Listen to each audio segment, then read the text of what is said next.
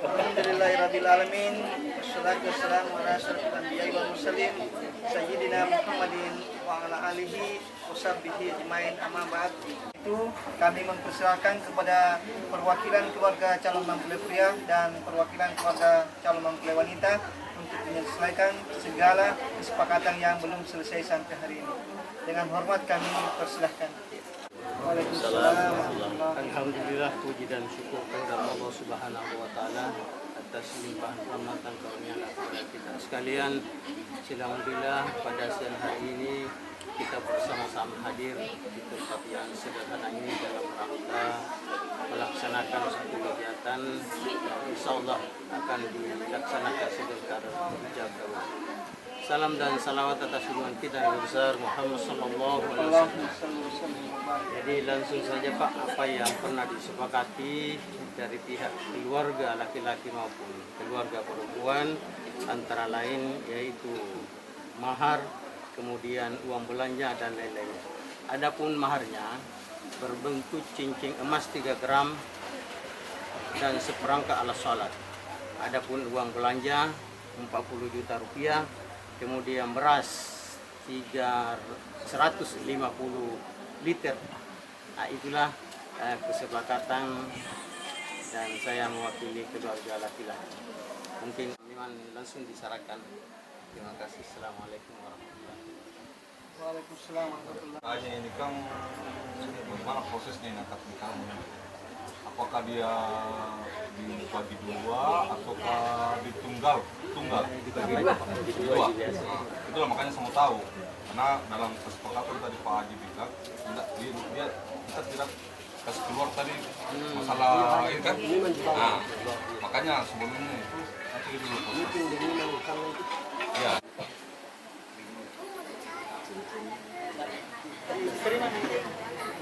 Foto dulu Pak. Mari cincin dulu.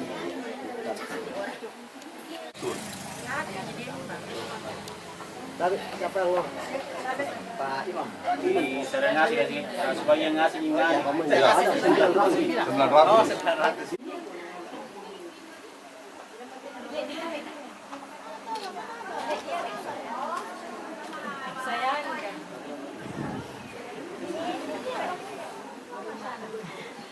Tapi di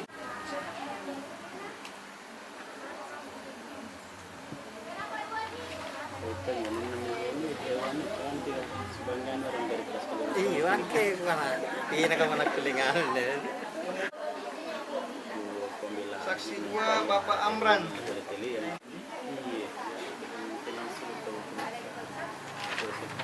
Oke, sudah selesai. Bismillahirrahmanirrahim. Alhamdulillah nahmaduhu wa nasta'inuhu wa nastaghfiruh wa na'udzu billahi min syururi hadiyalah. Asyhadu an la ilaha illallah wahdahu la syarikalah wa asyhadu anna Muhammadan abduhu wa rasuluh. Allahumma sholli ala sayyidina Muhammadin wa ala alihi. Harus mempunyai sifat-sifat sabar. Jadi kalau menggeruti istri kita ngomel-ngomel di dapur, sabar Ki.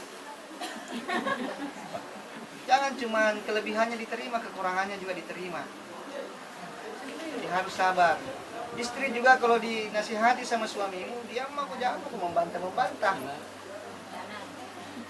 Jadi taat terhadap perintah suami apabila yang diperintahkan itu bermakna kebaikan. Yang kedua, istri yang baik itu apabila diberikan sesuatu tidak ambil semua. Diberi nafkah lahir 10 juta, jangan ambil 10 juta semua. Sedekahi itu suamimu. 7,5 mau ambil. 2,5% itu jatahnya suami. Tetapi suami tidak boleh sembunyi kesepahaman. Dan yang ketiga, taat terhadap komitmen. Fondasi rumah tangga adalah kejujuran. Jadi tak kulai bale-bale sedang bayi ini maupun urat nenta. Harus jujur. Mau ke pasar, telepon suami minta mau ke pasar. Jangan di pasar baru ditelepon, minta izin namanya itu. Jadi harus ada saling hormat menghormati, saling menghargai. Jadi itu yang dibutuhkan, komitmen untuk menjadi lebih baik, komitmen untuk selalu taat, komitmen untuk selalu jujur. Astaghfirullahalazim. Astaghfirullahalazim. Allazi la ilaha illa wal hayyul qayyum wa atubu ilaih. Bismillahi walhamdulillahi wassalatu wassalam ala rasulillah. Asyhadu an la ilaha illallah wa asyhadu anna Muhammadar Rasulullah.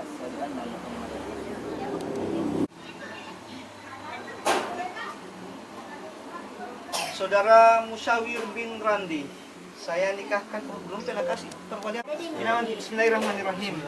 Saya Syarifuddin, ayah kandung, wali nikah dari perempuan yang bernama Ananda Alfira. Alfira. Dengan ini Dengan ini mewakilkan, mengusulkan menguasakan kepada Pak Kuah kepada Pak Kuah untuk menikahkan untuk menikahkan anak saya tersebut anak saya tersebut dengan lelaki Musyawir dengan lelaki Musafir bin Randi bin Randi dengan mahar dengan mahar cincin emas cincin emas 3 gram 3 gram dan seperangkat alat salat perangkat tunai karena Allah. tunai kepada Saya terima kuasanya Pak Syarifuddin mewakili menikahkan putrinya yang bernama Ananda Alfira dengan lelaki Musyawir bin Randi dengan mahar cincin emas 3 gram dan seperangkat alat salat tunai karena Allah.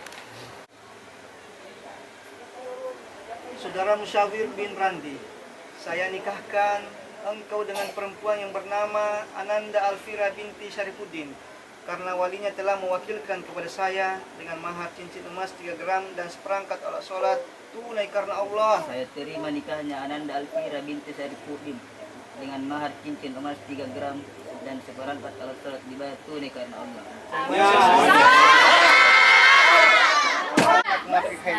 Bismillahirrahmanirrahim. Alhamdulillahirabbil alamin hamdan na'imin hamdan syakra bimazida. Ya Rabbana lakal hamdu kama yanbaghi li jalali wajhikal karim wa azimi subhanihi wa sahbihi wasallim. Allahumma jma baina al-husaini kama jama'ta baina kala nabi Muhammadin sallallahu alaihi wasallam wa hadijatul kubra. Rabbana habbana la tuzigh qulubana ba'da idh hadaytana wa kama rabbayani shaghira. Rabbana salamna anfusina subhana rabbika rabbil izzati amma yasifun.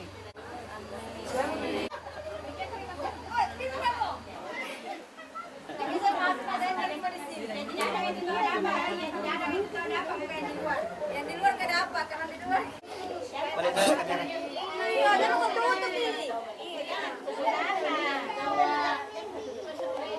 Sudah tapi lah sini, kilas sini, lah sini. 1, 2, 3, 1, 2, 3, ya. Bawa nak kasih istri menyanyi je lah.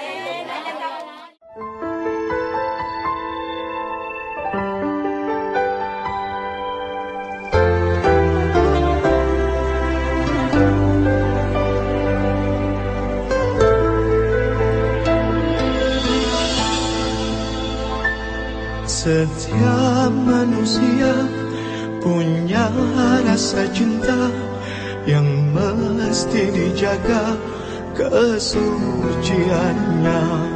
Namun ada kala insan tak berdaya saat dusta mampir bertata.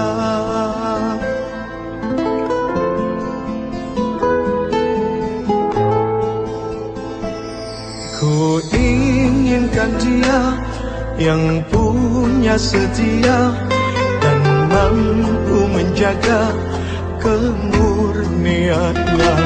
Saat ku tak ada, ku jauh carinya, amanah pun jadi penjaganya. Hatimu tempat berlindungku dari kejahatan syahwatku. Tuhanku merestui itu, dijadikan engkau istriku. Engkaulah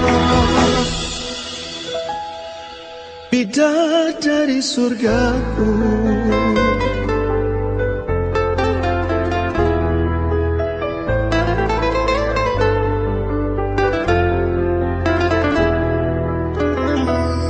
Tiada yang memahami segala kekuranganku kecuali kamu, bidadariku.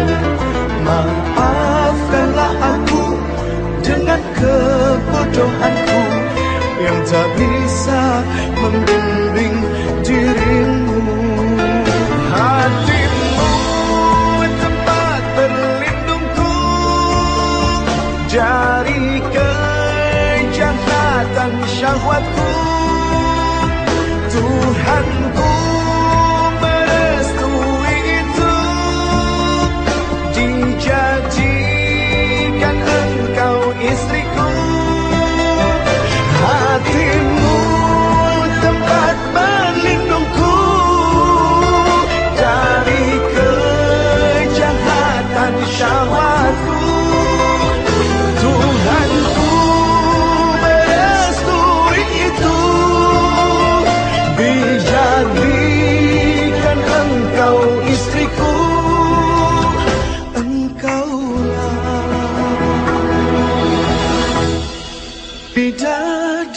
surgaku. Rabbana hab lana min azwajina wa dhurriyyatina qurrata a'yun waj'alna lil muttaqina imama.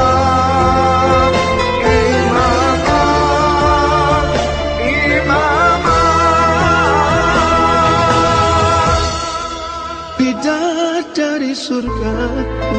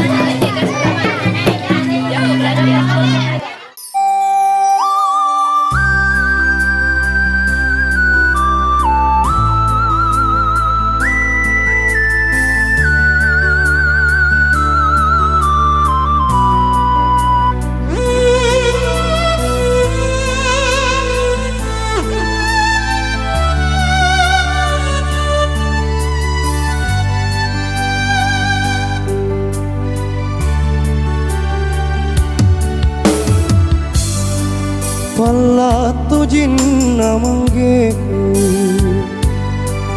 tanggung rangi rian rongku aule tamali mali riana jari jarina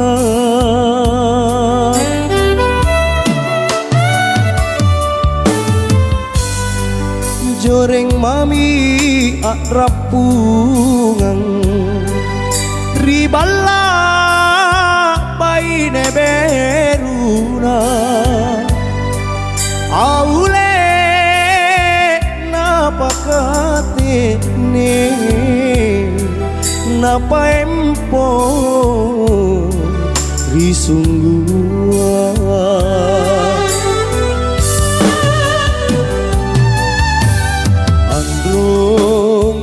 aki masimpu ripa coba nalinoa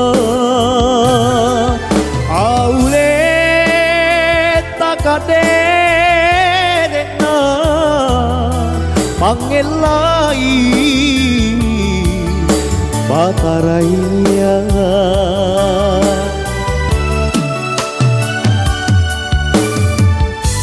Androng gak lupa risita Buru sumi barambanta Aule boli mi kama Kapasare patawange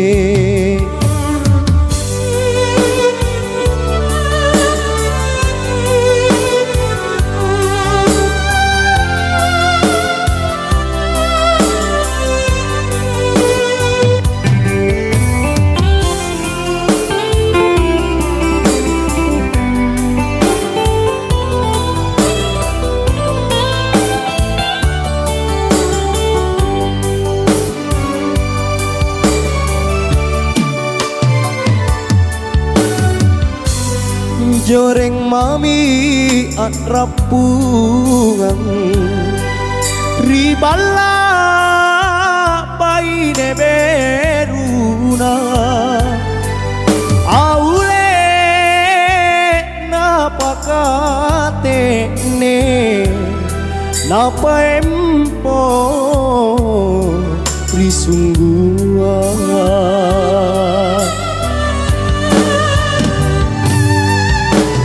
Androng te aki masimpu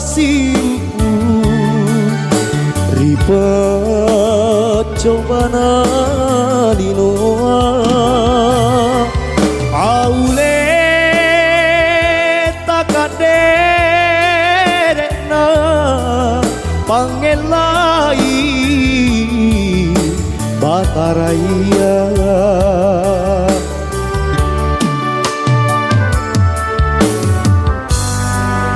Androng gak lupa risita Buru sumi barambanta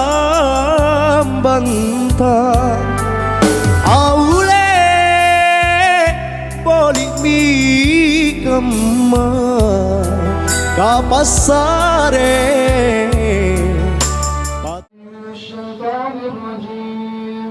Bismillahirrahmanirrahim والضحى والليل إذا سجى ما ودعك ربك وما قلى وللآخرة خير لك من الأولى ولسوف يعطيك ربك فترضى ولم يجدك يتيما فآوى ووجدك ضالا فهدى ووجدك عائلا فأغنى فأما اليتيم فلا تقهر وأما السائل فلا تنهر وأما بنعمة ربك فحدث لا إله إلا الله الذي أنقض ظهرك ورفعنا لك ذكرك فإن مع العسر يسرا إن مع العسر يسرا فإذا فرغت فانصب وإلى ربك فارغب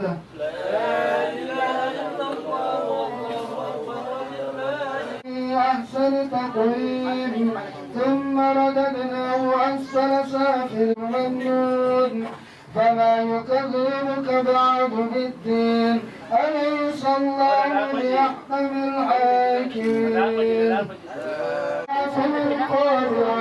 وما أدراك ما القارعة يوم يكون الناس كالفراش المبثوث وتكون الجبال كالعهن المنفوش فأما من ثقلت موازينه فهو في عيشة راضية وأما من خفت موازينه فأمه هاوية وما أدراك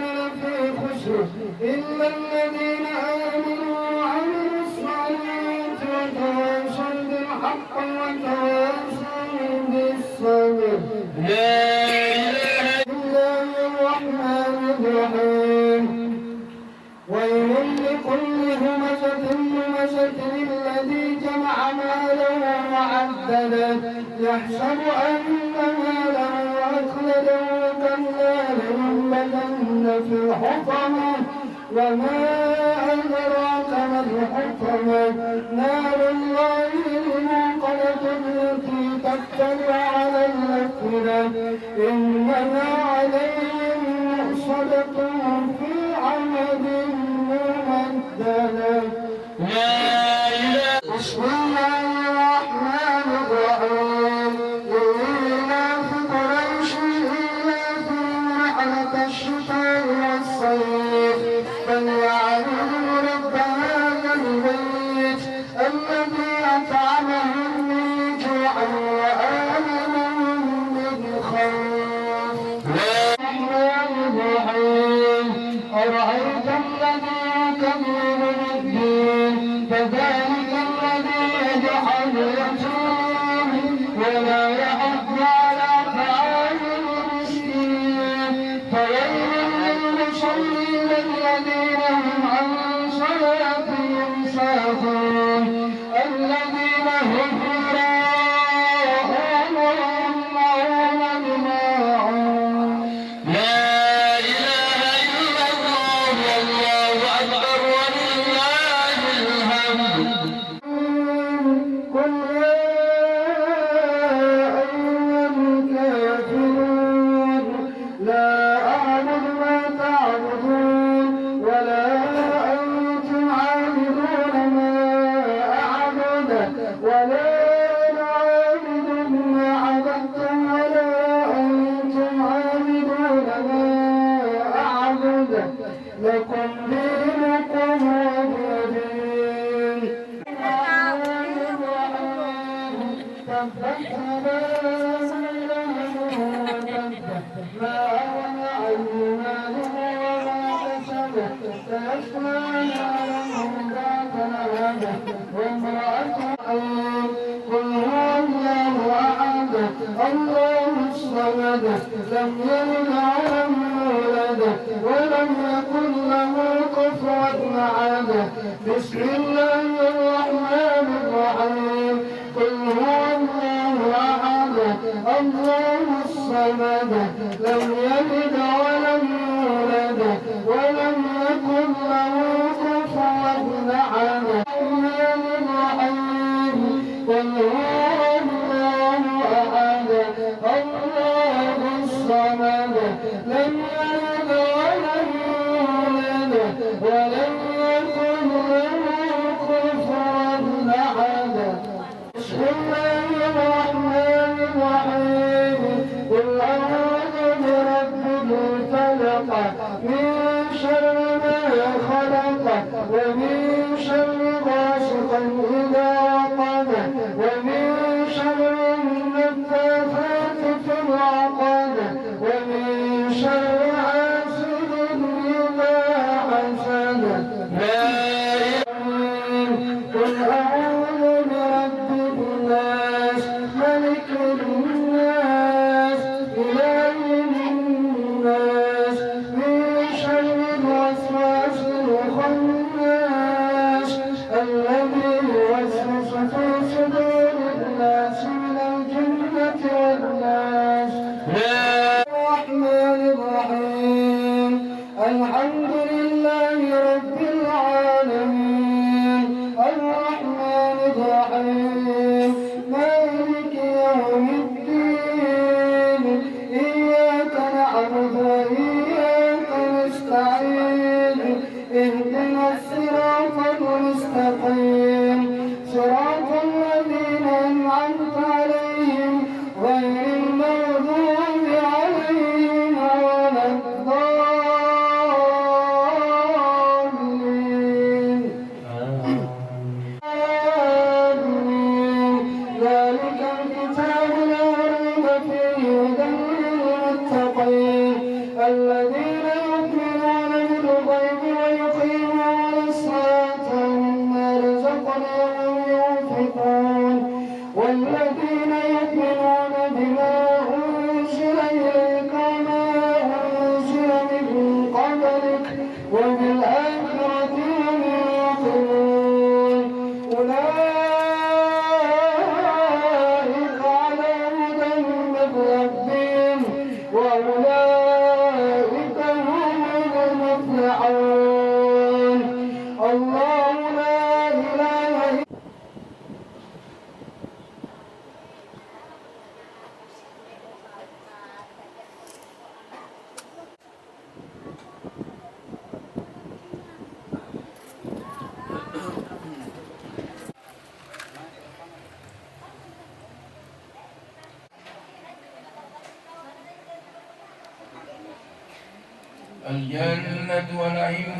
وسعت لمن يسلم ويسلم ويبارك عليه.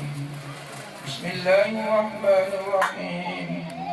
أبتلع الإملاع باسم الذات عليا مستديرا بين الملكات أنا له وأولاد وأوسى ليمن موالده سائقة غنية منتديا من السوق الجميل مطايا الجبال وأستغفر الله تعالى للولد يغشى الله وتنبوية ويعوم الصعابة والأبناء وموالا واستجري هداية لسلوك السر مؤلمة الجلية وغيبا من الغواية في ذات الهدى لله بن عبد المطلب واسمه سيبة الأمن ومن لسانه السنية ابن هاشم واسمه عمرو بن عمرو ونبي واسمه المغيرة الذي اتبع اتقاء الأولياء ابن قسي واسمه مجمع السجين بقصير تقاسي ابن كلاب واسمه وكيل لمرة بن كعب بن لؤي بن غالب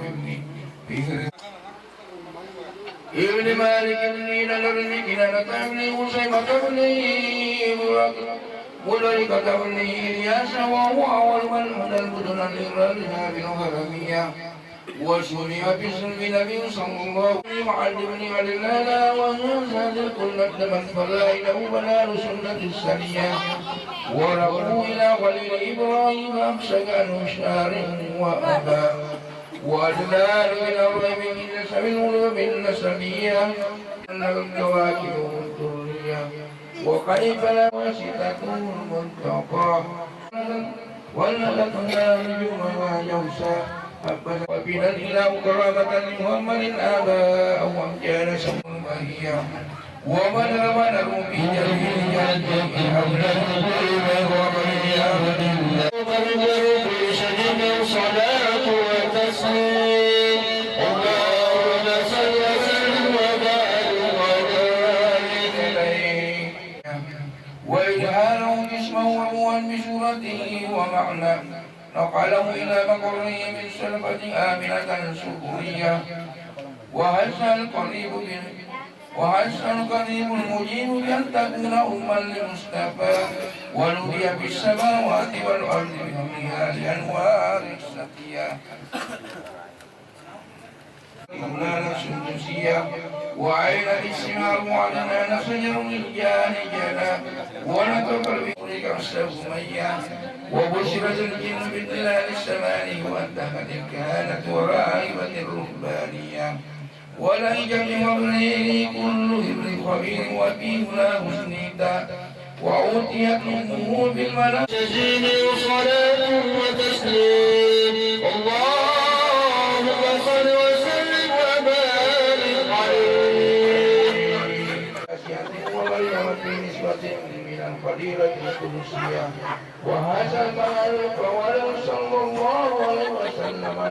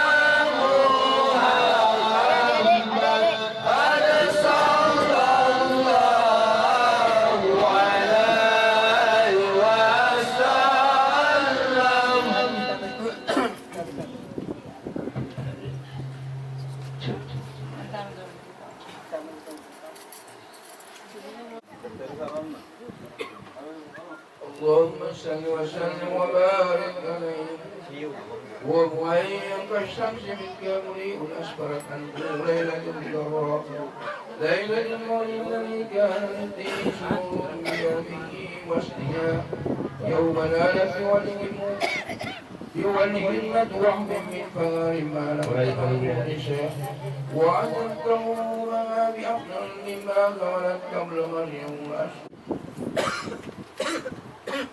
وتوالت مسر الجوات بأنقلوا إلى المستدى وهكذا هذا قد استحسن القيام عند ذكر مولد الشريف عيمة شهور وآيات وبوية فتطلبها لمن كان تعلمه صلى الله عليه وسلم بين هرمه ومولاه أتياه المخلوق البر في سجن صلاة وتسليم اللهم صل وسلم وبارك عليه اللهم صل وسلم وبارك بذلك الرفع إلى سودته وعلاه ومثيرا إلى رفعة قدرها لا شائر البريان وأنه الحبيب الذي حسنت بداؤه وسجيا ولات أمها أبدا معتلب ويقوم بها تلك البنيان فأقبل مسرعا ونصر إليه وجعل لا من به عليه عبدا وأوليد صلى الله عليه وسلم نبيبا محمودا نقط والذرة بأد القدرة إليها هيبا زاهنا مقعونة بفضل النيات عجلا وقيل اعتنه جده ضد الشر ليال سريا وتسليم اللهم صل وسلم وبارك عليه صل وسلم وبارك عليه وظهر البلدات حوارق وضرائب الدنيا إرهابا لنبوته وعلما بأنه المختار الله تعالى ومجددا وزينة السمع كمرت عنت مرت وإذا النفوس اسرت واستنارت بنور يهياد الحرام والرجال وأورج معه نور أبانه فالنور ملك الدنيا قال من فتاة مكة تنكحه ومحمدا وزاد لليد بالمدائن الإبراهيم الذي رفع السروان وسقه النوار والكسار ووجدت المرعون بالقاطس بالمالك البرسيا من طلوع البدر ولغاية إشراق المنيا وعبر الدهر بصوت وقال بين Duduk Pak, duduk lagi ya. وجاءت الشفقاتكم وجهت وين فتاة في الفلاح والدنيا لم يكن بها قبلنا أو من قوم للجزائر الأهواء وقال مولد صلى الله عليه وسلم بالموت المعروف من إهضال المسيا والبلد الذين لا يسد الشجر ولا يأكل المحمى ومطلب في الأرض بلدات وبالشهر وفي يوم Awas dia. وربي أن القبر الفجر شجر الصلاة وتسليم اللهم صل وسلم وبارك عليه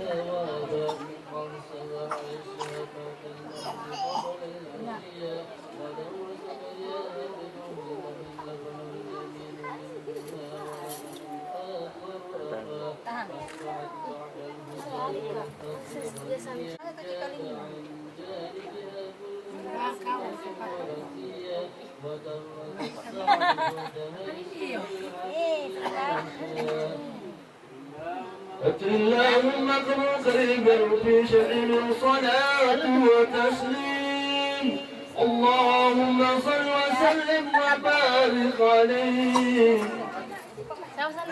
وكان صلى الله عليه وسلم يشكر في يوم الشباب وجهة النبوة ختما ووضعه فرجا بألف أمة الخيرية ونشا صلى الله عليه وسلم على أقبل الأوصاف من حال سبا ثم رده صلى الله عليه ووفدا عليه أليمة بيد خديجة السيدة الولية فحماها من إبائه الوفر بهما وقدمت عليه يوم هنين فقام إليها وشرب بسطابره ولدا والصائم سقاط الرواد أتر اللهم قبل قلب في شديد الصلاة وتسليم اللهم صل وسلم وبارك عليه خرجت به أمه إلى المدينة النبوية ثم أدى فوافدها بالأبواء يوم ست الحجون الوفاة وحملته خديجة أم أيمن الحبشية التي زوجها بعد من زيد بن حارثة مولاه وقره وولا ولم تشق في سباع وجوها ولا تشقت نفسه الأبية وكثيرا ما غدا فاعتدى بماء زمزم فأصبحه أروى ولما ولهت ببناء داني بن المطالب مطار قطب القريبة السماوية وبين كتفي ختم المقدس بصرى اللهم قبلك بجرمشة من صلاة وتسليم اللهم صل وسلم سافر إلى مصر في تجارة لمدينة الفقيه ومعه غلام عبيد رب يحرم عليه الصلاة والسلام يقول أجبروه الدنيا فإنه ممن أكرم الله تعالى بالنبوات والزباء ثم عليه ونعم الله في تلك تجارة ولما أنه رسول الله تعالى إلى البرية الذي قدره الله تعالى بالقرب والتباه فهذا فيه برية Video. الله صلى الله عليه وسلم أمره بأنه كون يهوى وغتب عن ذلك وكان عليه صلى الله عليه وسلم كأنه وجه يحمد في ذكرى وزوجها من صلى الله عليه وسلم بها وكيلها وكيل أخوه وكان في صلاة صلى الله عليه وسلم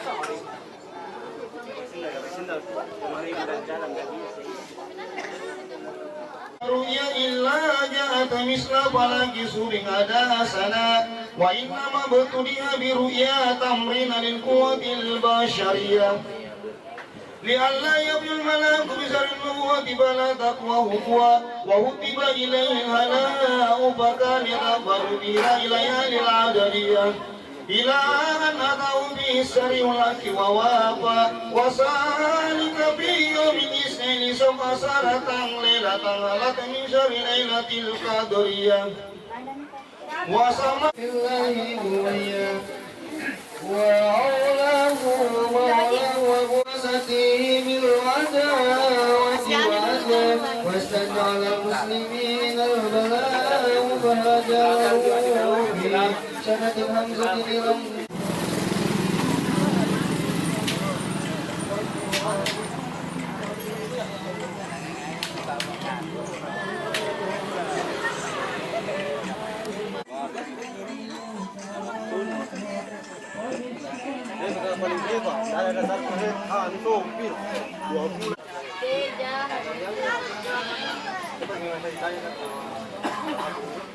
Karena bisa tampil ya, kenapa deh?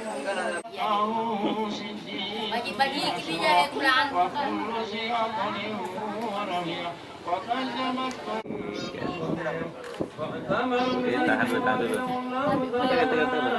Tegar Bapak. Pasar si Parwar.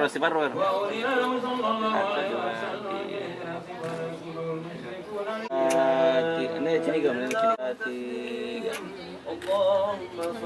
Satu ya, sekali lagi. Satu, dua, tiga.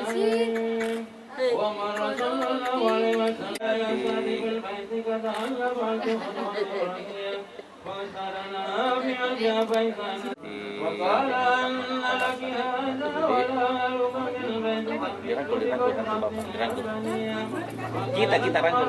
Ya. Oke, 1, 2, 3.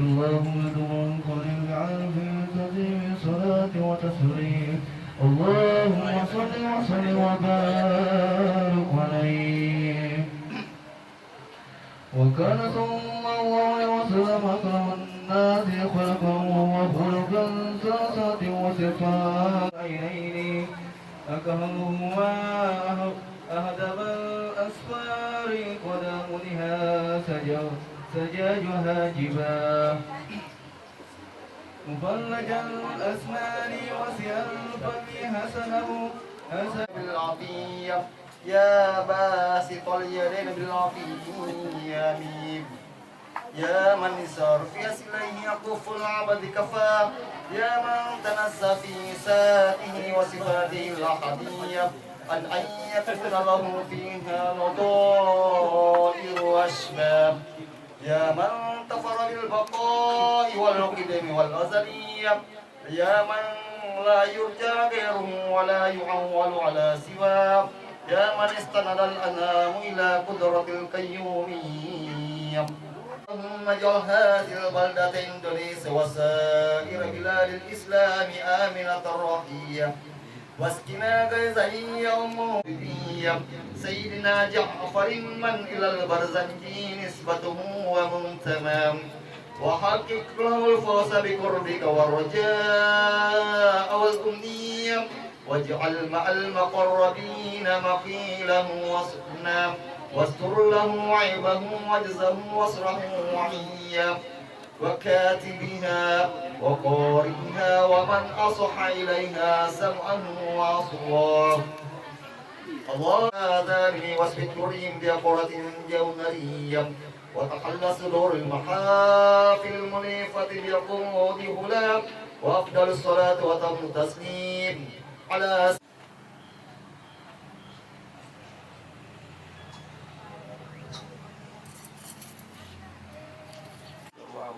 دعواهم فيها سبحانك اللهم وتحيتهم فيها سلام